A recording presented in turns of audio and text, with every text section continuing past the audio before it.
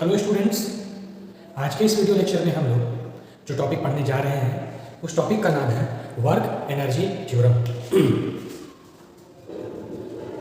Work energy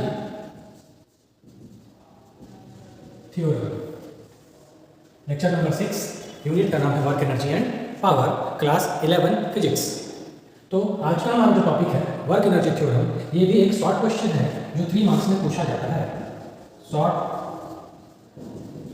question 3 marks में examination में आता है। इसके पहले वीडियो में हम लोगों ने फाइंड किया था expression for kinetic energy. Kinetic energy का एक्सप्रेशन क्या होता है और वो हमारा रिजल्ट आया था 1/2 mv²। उसी पर आधारित आज हम दूसरा देखेंगे वर्क एनर्जी थ्योरम। ये भी उससे मिलता जुलता टॉपिक है। तो सबसे पहले हम लोग इसका स्टेटमेंट को लिखते हैं कि आखिर इसका स्टेटमेंट क्या है। तो हम लोग लिखेंगे statement, the work done by a force on a body is equal to change in kinetic energy. ध्यान से इस स्टेटमेंट को समझते हैं हम लोग कि जो वर्क डन होता है किसी फोर्स के द्वारा किसी वस्तु पर, वर्क डन जो होता है किसी फोर्स के द्वारा किसी वस्तु पर, वो इक्वल होता है चेंज इन काइनेटिक एनर्जी, यानी काइनेटिक एनर्जी में बदलाव के बराबर। ये चेंज बताता है परिवर्तन, यानी कि बदलाव। तो किस तरह का बदलाव होगा? हम लोग फिजिक्स में चेंज कैसे निकालते हैं? तो फिजिक्स में चेंज निकालने के लिए फाइनल वैल्यू से इनिशियल वैल्यू को सब्ट्रैक्ट किया जाता है, यानी कि उससे हम लोग माइनस करते हैं। कहने का मतलब हम लोग final velocity minus initial velocity करेंगे, या final kinetic energy minus initial kinetic energy करेंगे। तो वो जो चीज़ आएगा, जो क्वांटिटी आएगी, वही उसी को बोला जाएगा चेंज, यानी कि डेल्टा। और वो चेंज किसके बराबर होगी? वो चेंज होगी वर्क के बराबर। देखिए यहाँ लिखा हुआ है work done by a force on a body is equal to change in kinetic energy. इसको हम लोग एक दूसरे एग्जाम्पल से भी समझ सकते हैं। मान लीजिए आपके पास शुरू में 100 रुपया था। आप दुकान गए कोई सामान खरीदने के लिए, कोई कॉपी खरीदने के लिए। आपने एक कॉपी खरीदा, उसका दाम अभी हम आपको नहीं बताएंगे। कॉपी खरीदने के बाद आपके पास पैसा बचा 60 रुपया, ठीक है। शुरू में आपके पास 100 रुपया था और कॉपी खरीदने के बाद आपके पास बचा 60 रुपया। तो अब आपसे अगर हम पूछें कि बताइए उस कॉपी का दाम कितना होगा, तो आप तुरंत बताइएगा कि सर उस कॉपी का दाम 40 रुपया होगा। तो ये 40 कैसे आया? 40 हम लोगों ने क्या किया, हमारे पास जो वैल्यू था 100, उसमें से हम लोग 60 जो हमारा बचा उसको घटा दिए, तो हमारा रिजल्ट आ गया 40। घटाए हम लोग, माइनस कर दिए, तो वो जो 40 है वो किसके बराबर होगा? वो उस कॉपी के बराबर होगा जो हमको 40 रुपया खर्च करने के बाद प्राप्त हुआ। तो इसी तरह से यहाँ भी हम लोग फाइंड करेंगे एक्सप्रेशन वर्क एनर्जी थ्योरम का, और इसमें उसी तरह का फिगर और वही जो स्टेप बाय स्टेप प्रोसेस था पिछले डेरिवेशन का, वही यहाँ पर अप्लाई होगा। पिछले डेरिवेशन करने का मतलब है जो हम लोगों ने पढ़ा था एक्सप्रेशन फॉर काइनेटिक एनर्जी में। तो हम लोग यहाँ चलिए देखते हैं, पहले इसको लिखते हैं, स्टार्ट करेंगे। Let us consider a body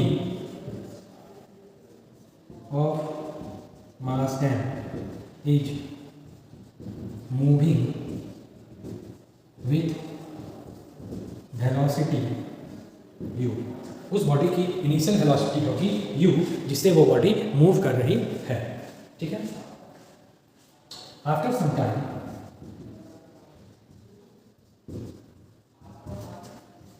a force F is applied on the body। कुछ समय के बाद एक फोर्स F नाम का उस बॉडी में अप्लाई किया गया। अब फोर्स लगने से आप जानते हैं कि बॉडी में डिस्प्लेसमेंट होता है, तो यहाँ पर भी बॉडी डिस्प्लेस करेगा, अपना पोजीशन को चेंज करेगा। तो हम लोग देखेंगे due to which body changes its position. Body अपना पोजीशन को चेंज करेगा और वो एक जगह से दूसरी जगह चला जाएगा, ठीक है। यहाँ पर हम फिगर भी बना सकते हैं, जैसा फिगर हम लोगों ने पिछले क्लास में बनाया था, जो पिछले लेक्चर में हम लोग बनाए थे, वो फिगर में बनाएंगे। देखिए यही बॉडी था, जो पॉइंट ए पर रखा गया है। कुछ देर बाद इसमें एक फोर्स लगा F। ये बॉडी शुरू में रेस्ट पोजीशन पर नहीं है, क्योंकि यहाँ पर हम लोगों ने लिखा है, कंसीडर करते हैं बॉडी मास m मूविंग जो मूव कर रहा है कितना वेलोसिटी से, u वेलोसिटी से, तो इसका वेलोसिटी यहाँ पर हम u लिखेंगे। कुछ देर बाद जब फोर्स लगा तो इसका पोजीशन चेंज हो गया, ये थोड़ा सा आगे चला गया, ये पहुँच गया दूसरे पॉइंट पर और इसका अब वेलोसिटी हो गया v। तो यहाँ से यहाँ का जो डिस्प्लेसमेंट है वो हो जाएगा s। फिगर को ध्यान से समझिए, बॉडी ए शुरुआत में मोशन में है, कुछ वेलोसिटी से मूव कर रहा है, उसका इनिशियल वेलोसिटी u है। कुछ देर बाद उसमें एक फोर्स लगा F नाम का, जिसके कारण बॉडी अपने पोजीशन को चेंज करता है। यहाँ लिखा हुआ है बॉडी चेंजेस इट्स पोजीशन, और वो ए से कहाँ तक पहुँच गया, बी पर। बी पर जब पहुँचा तो उसका वेलोसिटी कुछ चेंज हो गया, क्योंकि जब बॉडी में फोर्स लगता है तो जो उसका वेलोसिटी सपोज 5 मीटर पर सेकेंड था, तो अब हो सकता है कि वो बढ़कर 7 मीटर पर सेकेंड हो जाए। तो यहाँ पर बॉडी का वेलोसिटी बढ़ के 7 मीटर पर सेकेंड हो गया, जैसा आप फिगर में देख पा रहे हैं। और बॉडी जो डिस्टेंस कवर किया वो यहाँ पर s है, ठीक है। तो हम लोग इसको यहाँ लिखे हैं, थोड़ा सा आगे और इसको डिटेल में लिखते हैं। देखिए, due to which body changes its position after travelling the distance s as shown in the figure given।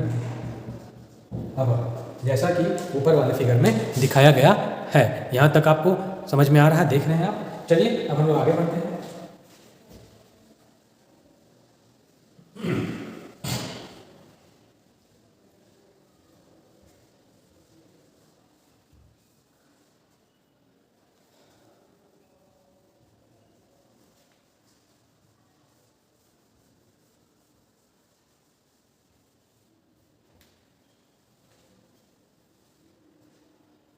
अब जैसा हम लोगों ने पिछले वीडियो लेक्चर में काइनेटिक एनर्जी के डेरिवेशन में देखा था कि हम लोगों ने यूज किया था, इस्तेमाल किया था फर्स्ट इक्वेशन ऑफ मोशन को।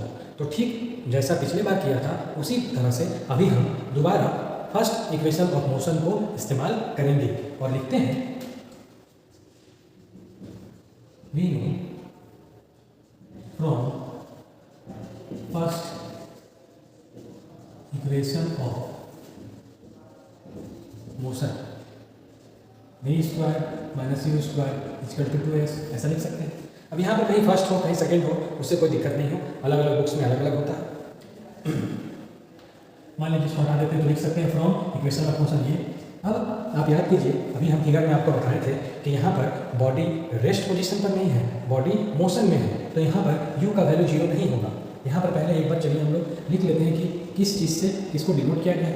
u है इनिशियल वेलोसिटी, v है फाइनल वेलोसिटी, a है एक्सेलरेशन, s है डिस्प्लेसमेंट, m से मास ऑफ बॉडी हो जाएगा। तो इस तरह से सारा सिंबल का मीनिंग आप देख रहे हैं, समझ में आपको आ रहा है। तो अब हम अगर यहाँ से a का वैल्यू निकालना चाहें तो हम लोग क्या लिखेंगे, और a इक्वल टू लिखा जा सकता है v square minus u square बटा में 2 और s। इसको हम लोग मान लीजिए इक्वेशन नंबर 1। एक्सेलरेशन हमने ये फाइंड कर लिया। अब चूंकि हमें वर्क डन निकालना है, हम लोग देखे थे अभी इस वर्क एनर्जी थ्योरम के स्टेटमेंट में लिखा हुआ था कि work done is equal to, तो हमें वर्क डन निकालना है, फाइंड करना है। तो हम लोग वर्क डन निकालने के लिए पहले फोर्स निकालेंगे, फिर उस फोर्स को डिस्प्लेसमेंट से मल्टीप्लाई कर देंगे तो हमारा वर्क डन निकल कर सामने आ जाएगा। तो हम लोग लिखेंगे फ्रॉम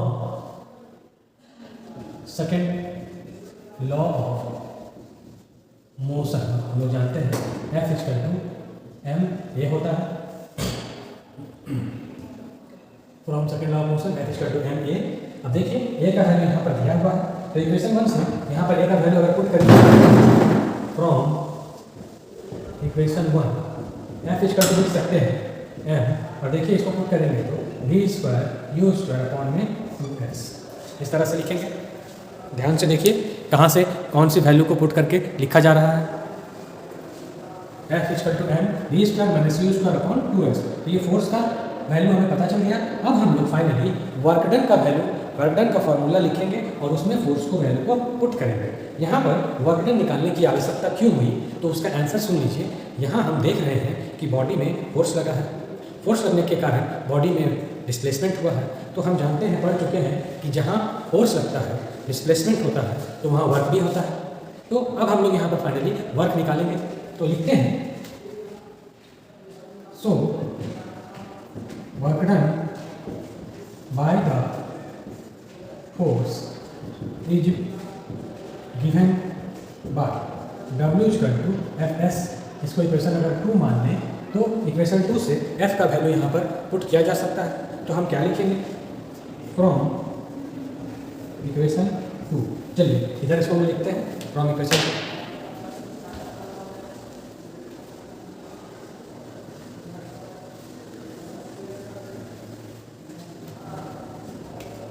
W यहाँ पर रहेगा LHS में, F की जगह इस वैल्यू को m v square u square upon 2s। और देखिए ये s यहाँ पर बचा हुआ है, तो s यहाँ पर मल्टीप्लाई में आएगा, s लिखेंगे। तो आप देख सकते हैं कि इस s से इस s को कैंसिल आउट किया जा सकता है। तो कैंसिल करने पर हमें प्राप्त होगा m v square u square upon में 2। अब हम लोग ब्रैकेट को ओपन करेंगे तो हम लिख सकते हैं mv square by 2 mu square by 2। और इसको ऐसे लिख सकते हैं half mv square half mu square. अब देख लीजिए, जो डेरिवेशन हमें फाइंड करना था, जो वर्क एनर्जी थ्योरम का स्टेटमेंट था, वो यहाँ पर आ चुका है। तो इसको अगर वर्ड्स में लिखना हो, शब्दों में लिखना हो, तो इसको कैसे लिखेंगे, that is W for work, और ये क्या है, final minus initial kinetic energy. इसका मतलब चेंज इन काइनेटिक एनर्जी। तो इसको हम क्या लिखेंगे, चेंज इन काइनेटिक एनर्जी। यही वर्क एनर्जी थ्योरम है कि जो वर्क डन होता है वो इक्वल होता है चेंज इन काइनेटिक एनर्जी के। तो और यहाँ पर ये दोनों काइनेटिक एनर्जी है, ये भी है ये भी है, बट इन दोनों में डिफरेंस क्या है, डिफरेंस को समझते हैं। तो यहाँ पर ये जो है लिखते हैं इसको, वेयर हाफ mv स्क्वायर और हाफ mu स्क्वायर। आप इन दोनों को काइनेटिक एनर्जी है, दोनों को आप पहचान सकते हैं। ये v है, v से होगा फाइनल काइनेटिक एनर्जी, क्योंकि v अभी मैंने आपको थोड़ी देर पहले बताया था कि v से हम लोग इंडिकेट कर रहे हैं फाइनल वेलोसिटी को। तो फाइनल वेलोसिटी के अकॉर्डिंग जो एनर्जी होगी उसको बोला जाएगा फाइनल काइनेटिक एनर्जी।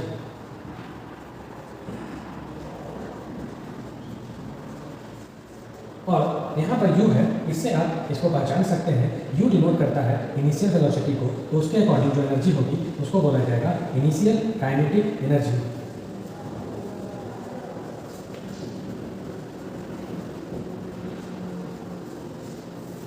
दोनों का हम लोगों ने ये डिटेल लिख दिया। इसको आप इस तरह से बॉक्स बना दीजिए। बॉक्स बनाने से ये हाईलाइट हो जाता है। तो लास्ट में आप लिखेंगे this is called work energy theorem. ये यहाँ पर आपका 3 मार्क्स का क्वेश्चन का आंसर इस तरह से कंप्लीट होता है। आप इसको नोट कर सकते हैं। इसका PDF भी आपको अवेलेबल करा दिया गया है, आप वेबसाइट में इसको चेक कर सकते हैं। अब हम लोग नेक्स्ट टॉपिक की ओर बढ़ते हैं। इसका नाम है पोटेंशियल एनर्जी।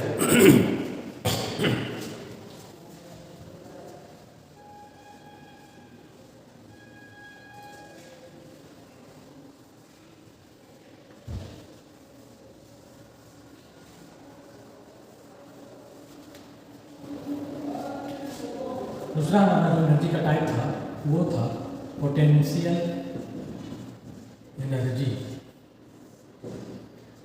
जिस तरह से हम लोगों ने काइनेटिक एनर्जी का डेफिनेशन लिखा था, आपको याद होगा, आप एक बार याद कर लीजिए काइनेटिक एनर्जी का डेरिवेशन क्या था, डेफिनेशन। तो आपको याद आ जाएगा कि the energy possessed by a body by virtue of its motion, यानी गति के कारण, तो उसको बोलते हैं काइनेटिक एनर्जी। बस उसी पैटर्न पर अभी हम इसका डेफिनेशन आपके सामने लिखने जा रहे हैं। इसका थोड़ा सा वर्ड चेंज हो जाएगा, बाकी पैटर्न वही रहेगा। आइए उसको देखते हैं। The energy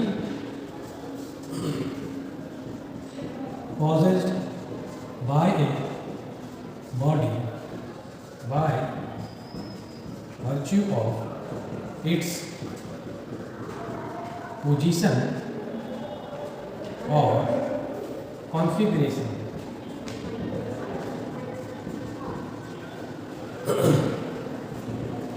is known as potential energy. Example, a book kept on the table. दूसरा example, water stored in water tank ETC। और बहुत सारे एग्जाम्पल इसके हो सकते हैं। आइए इसको समझते हैं। द एनर्जी, ऊर्जा, पॉजेस्ड। पॉजेस्ड का मतलब होता है रखना, अपने अंदर समाहित करना, अपने निहित करना। बाय ए बॉडी, एक वस्तु के द्वारा। बाय वर्च्यू, किस कारण से, किस गुण के कारण से। तो गुण कौन सा है? पहला है पोजीशन, उसकी स्थिति के कारण। और कॉन्फ़िगरेशन, कॉन्फ़िगरेशन का मतलब होता है बनावट, संरचना, या हम लोग उसका एक और वर्ड इस्तेमाल करते हैं विन्यास। बॉडी किस तरह की बनी हुई है, उसकी स्थिति कहाँ है, किस तरह से उसमें एनर्जी जो स्टोर है वही होगी उस बॉडी की पोटेंशियल एनर्जी।